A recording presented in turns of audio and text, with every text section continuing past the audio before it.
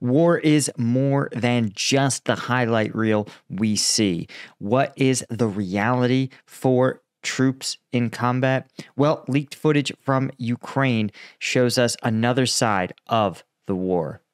I'm Paul, U.S. Army combat veteran. Let's get into it. Okay, this is coming to us, I think from Reuters, it looks like. But okay, first, what I think is interesting is you have these, I think if I'm identifying them correctly, I think these are actually food. I think these are containers that are meant to hold hot food that are being brought to the front lines. That's my theory, because these look insulated. They have the tops that you would unscrew and remove, and then you can see they have what look like some sort of liners in there, right? And they, I guess, could be like trash cans, but why would you need a trash can that's so robust, secure, and insulated, right? Who insulates their trash? I also think it's interesting. I've seen a number of footage of ATVs being used for a lot of battlefield utility, especially behind the lines, like movement. I've seen them used actually to do CASEVAC, casualty evacuation. In this case, it looks like someone who's escorting this lead vehicle. They're probably trying to space it out so that they're a little bit harder target. And if something does happen, there's at least another escort. It's also possible that this is a guide or that he's part of a team that guides these trucks through clear routes, right? A sort of like a ferry operator, right? Who knows what routes are clear today, what routes aren't under attack today. And then they say, okay, you're the kitchen truck. All right, hop in. We're going to take you to these 3 to 5 positions that need a hot meal. I mean, you guys got to realize that this is how this war is, right? We see movement, we see soldiers pushing, operating leopards, but you got to remember that somebody's role in this war is just to facilitate, to know which routes are clear and to get food to the front lines. And guess what? If you're a soldier, when this dude screws up, you know it. You know that when your food truck's been hit or gets lost because you don't have hot food, and hot food is a game changer when you're deployed. Like, if you haven't maybe been on like a long camping trip, you may get a sense of how just nice it is to get hot, relatively fresh meals, even just once a day. But if you've been deployed, you understand that it sucks. It sucks eating rations, and like you won't die. And the rations are even like good in some senses, but man, even though I knew when I was deployed that the hot meals were literally just bagged frozen food that you then just boiled wholesale in boiling water, and it heated it up and cooked it, and then it would be like prepared and served like usually pretty simply. But they had like a whole lasagna tray that you could boil and heat up. But still, it tasted like real food. It tasted like human food. It really did make you feel like a person again. It's hard to explain. Yeah, again, I think these are food guys, maybe linking up with the front lines. It's interesting. None of them have weapons, but also none of them are carrying anything. So I suspect that they may also just be a film crew.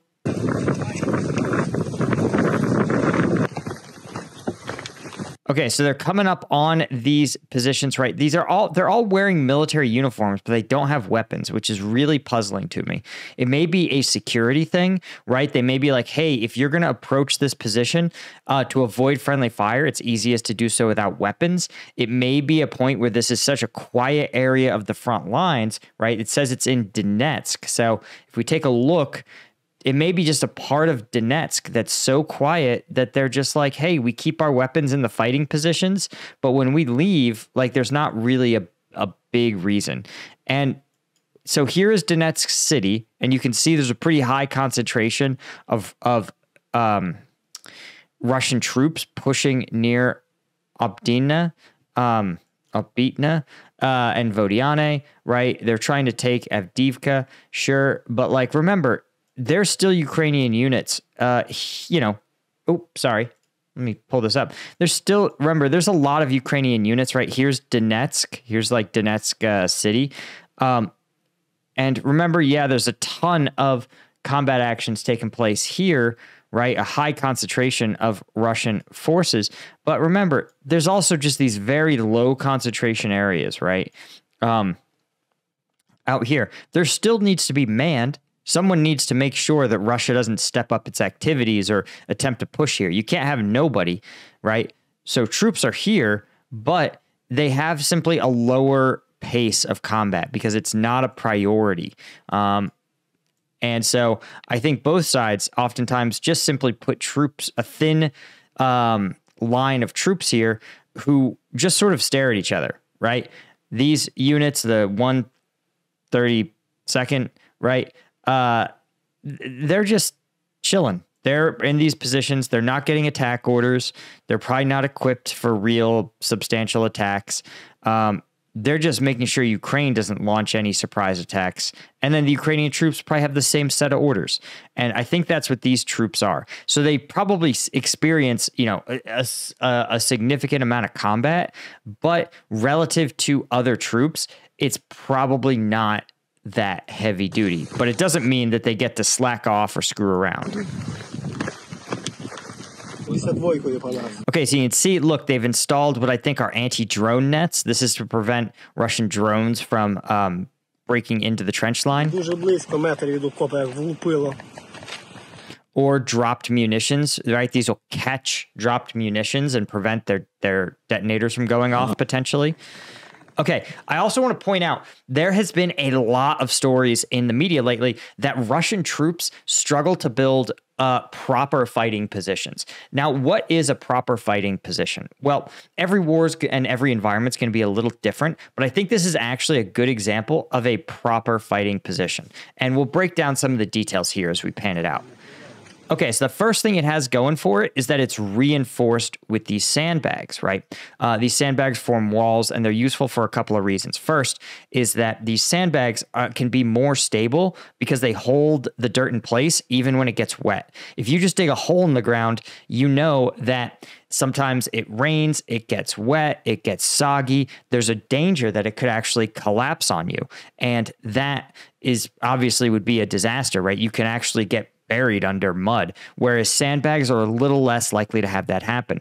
Also, against high explosives like a dishka or a cord, a powerful enough round, if this dirt is soft or maybe dry and brittle enough, it can actually penetrate, but it's going to have a way harder time penetrating through this second layer. So the sandbags are the first sign, right? It has top cover and not just cover. It not just conceals the user overhead, but it actually provides a level of protection, right? So this looks like actually beams, like real construction material, probably sandwiched, probably like beams, dirt, beams. And this way, if shrapnel, let's say from a cluster munition was to go off above them, that shrapnel might penetrate the soft wood, but then it would get slowed and stopped by the layers of dirt, right? And then the final layer of wood or planks are going to provide some stability to the actual roof. What's key is that this isn't too wide, right? The wider you make a trench line, the more that mound of dirt is going to buckle. So the fact that it's this narrow is actually structurally effective. It's structurally sound. And finally, they have a clear fighting position that isn't needlessly large. And we're going to look at that here in greater detail in a second. So yeah, you can see that the machine gun comes with a position. So there's not a machine gunner, right? There is a position with a fixed machine gun. And this is what we would do at our forward operating base in Afghanistan for some positions with heavier weapons, like M2 50 cals. And when people assumed guard duty, they would actually sign off. They would say, hey, I take responsibility for 50 cal number 1, 2, 3, 4, 5, 6, 7, 8. 500 rounds of ammunition, a radio, a night vision device, and a thermal scope. And they would sign off at the start of their shift that everything was there as it was supposed to be. And so that way you're not lugging weapons back and forth. And the problem or the risk is that you have to make sure someone is responsible for maintaining these weapons. Because when it's nobody's weapons, it can feel like no one's responsibility. Yeah, so you see how if they were to take direct fire, they would have these sandbags that would not only just help protect them, but they also form a fighting position that crucially it's set back from this field of view, this little viewport. And the reason is if you've ever seen, like when it's very bright outside and you look into a darkened window, it's hard to see what's happening if the lights are off inside. In contrast, when it's night out and you have the light on inside your house, anybody can see what you're doing inside your window. So they take advantage of this by making sure this dugout remains dark, right, relative to the outside. But if you lean out the window, if you have a barrel pointing out the window or something, you've negated that entire advantage. So the idea is to make it pretty tough to see if this is even manned, and tougher still for a Russian sniper to line up a shot. I strongly suspect that many soldiers, they probably have some sort of sitting position here that they can man. I sort of suspect that guys, you can almost see it here in this curvature. Soldiers are leaning on this. They're looking through the binos. They're probably just looking, right? Because if this is a quiet sector of the front, there may not be a need to have the gun up at all times, right? It may just be really heavy. So they may just simply have a gun, you sign for it, or an MG, right? You sign for it, but then you watch the enemy with your binos. And we'll see why I think this is the case. Binos, magazines, ear pro. Yeah, all this looks like a pretty quiet sector of the front line. See how they've shored up the roof so that it can't buckle, right? This is a somewhat bigger fighting position. Yep, you notice they have lots of ammunition pre-positioned so that if there is a fight, they can really draw on it and continually keep a rate of fire up. Lots and lots of rounds for their AK. These are 7.62 by 39, a little bit older, right? AKMs, which again, to me says these guys are not like first line. They're not like varsity equipped troops. This is old school Soviet ammunition. You can see they have a seat to chill in when you're not on guard duty. And these guys may get assigned as two-man teams. That can be a really efficient way to run a guard shift, is to have two-man teams operate and say, hey, you are a two-man team. You are responsible for being on the gun for the next 12 hours. But we don't care how you do it. You could trade off every hour. You could do 2 6-hour shifts. You could do 3 3 3 3. Whatever, it doesn't matter, right? But one of you guys gets to rest. One of you guys is on the gun. And that is actually, it can also be a really good way to man a machine gun. Because remember, someone typically in military doctrine, someone is behind that gun firing, acquiring targets, watching their field of fire. And then the assistant gunner does things like gets more ammunition, prepares belts, communicates with the other fighting positions, reports what they're seeing. It can be useful, right? Because imagine they do get an attack and there's one person in the position. That person's priority is to engage those targets. But someone needs to tell the other positions what's happening, what they're seeing. So I suspect that maybe this is part of a two-man operation or a two-man fighting position. Yep. Note the anti-drone net doubles as a sunshade, right? So you're not getting totally cooked. I also want to point out a really interesting detail that I really like. They have a drainage system here. Do you notice how the area underneath these floorboards is dug out? And the reason that is, I suspect, is so that when it rains, instead of the trench flooding first, it actually floods into this ditch that then probably drains out further down the trench line. The advantage of that is that it maintains a stable walking surface. Especially if you walk along these boards. These boards obviously won't get muddy. So you'll collect the water under the boards, it'll drain away, and you won't have it'll take more rain to flood your trench. Бо я так розумію, тут взагалі в планах, яких будували, хотіли з'єднати донищу. Не встигли. Ну, або не встигли, або не так сильно хотіли робити далі. Та понятно. Навіть той танк, що там заросший, круто стоїть, видно зверху. Ну, тут у пацанів є ЮАР-ка у марксменів, то вони що нормально взагалі. Maybe like, guys, this seems like a nice day. This seems like a chill place. Right? If you're going to spend the war here, this seems pretty chill. And guess what, guys? This is the reality of war, is that it's actually pretty chill a lot of the time. Because think about it. As we've talked about, the reason Russia has struggled so much, despite one of the reasons, there's many, but one of the biggest ones is they can't seem to coordinate their forces. And what you do in war is imagine the worst strategy you could come up with. Imagine your goal was to have the worst combat strategy ever devised. What would it look like? Well, it would involve one soldier at a time walking at the enemy, right? So that the enemy is never overwhelmed, right? And so on the other end, right, what's the most effective strategy? Where the enemy looks away for a second, it turns, and suddenly one poor sap in one fighting position sees like 10 Abrams just barreling down on him, right? A whole army just breaking through the enemy positions. That's how, and so you want to make your attacks as far to this side as possible, as close to that wave of unstoppable fury, right? And as far away from one dude walking forward at a time, right? Like over here is a shooting gallery. Over here is a tidal wave. You want to create a tidal wave with all your tools coming together. The problem is that it's not easy to coordinate your artillery, your helicopters, your sappers, your light infantry, to have them all time their attacks properly, to have all of them on the same page, working the same plan, everybody having enough stuff to make their operation a success. And so the issue that you run into in war inherently is that it takes a long time to prepare that condition.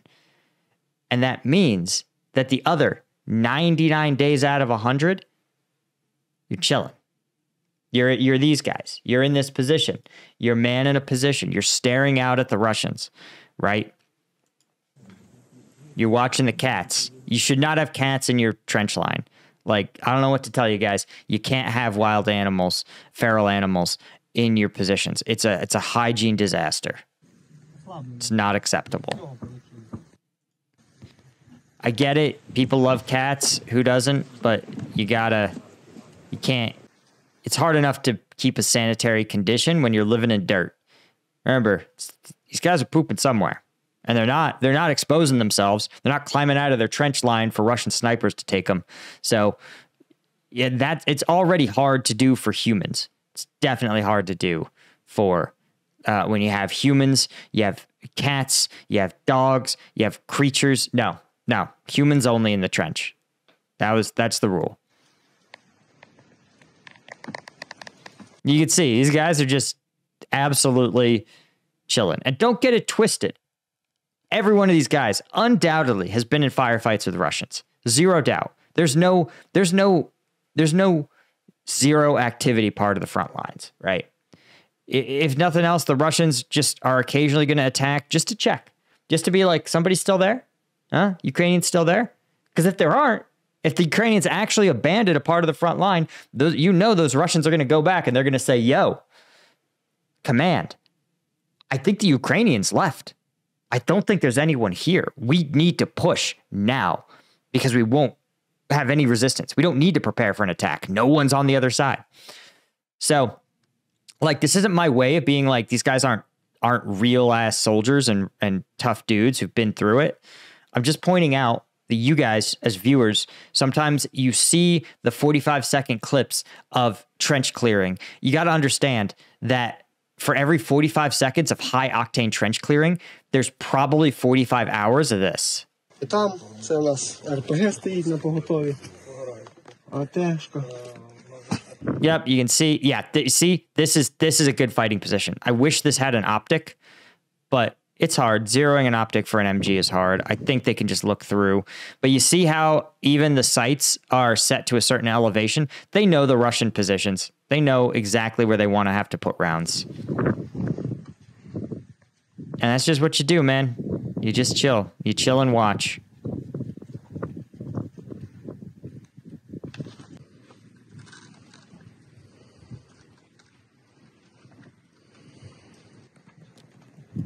Okay, some of these guys look so uncomfortable using those binos. I guarantee they barely look out at those binos at all. I mean, look, he doesn't really have them held up to his eyes. Look how uncomfortable he looks. Dude, this is what bothers me. And every military does it. When someone shows up, they want to look like better and more disciplined than they really are. And like in the real world, guys, you're going to find a way to chill. Like nobody's going to stand for 6 hours like this guy, hunched over, looking, right? Like you notice how the weapon's here, so he can't really get a clear view of what's on the other side. To me, it's like, why? You're the combat troop. Like you're here. This is your position. You know the Russians, you know your like micro environment better than anyone else on the front line, right? Nobody knows how to man this fighting position better than the people that have been doing it for weeks or months. So like, if the answer is you keep the gun set over here and you look through the binos, then that's it. You know, as long as you have eyes, you're fine.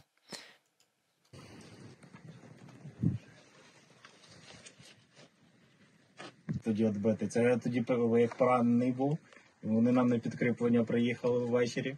I think this is way closer to the default setting. Вони ж як пішли зачищати, то там же ж його навіть тормозили. Він там каже... Like a radio, you see, you stack some boxes, you have a seat, you look out at the Russians, like that's it. Типа не підходьте туди до нього, нічого, хай типа вилазить, роздівається. But you see, this dude isn't a soldier, right? He looks like he's about 50, you know, he's a TDF guy. You know, I'm sure he's seen some shit already in this war. Типа і вилазить. You scribbled it. Це циган написав. There you go, guys. I hope you guys got something out of it. As always, be sure to check us out at Strike. Oh my God. Making a mess of everything. Be sure to check us out at strikegum.com. This is my own product that I just launched. It has 90 milligrams of caffeine, right? That's as much as a Red Bull, as much as an Amp Energy in every single piece, right? So if you're an energy drink guy and you're looking for an alternative, Strike Gum, this is going to cost you like $1 a piece, even less if you buy the tray or you subscribe and get the 10% discount. But even better, right? It has 0 sugar, delicious mint flavor, so your breath doesn't taste like or smell like energy drink. And 50% of the profits from this first production run are going to be donated to support Ukrainian charities that benefit civilians who've been injured or displaced in the conflict. So check us out at strikegum.com. That's all I had. I'll see you guys in the next one. Cheers.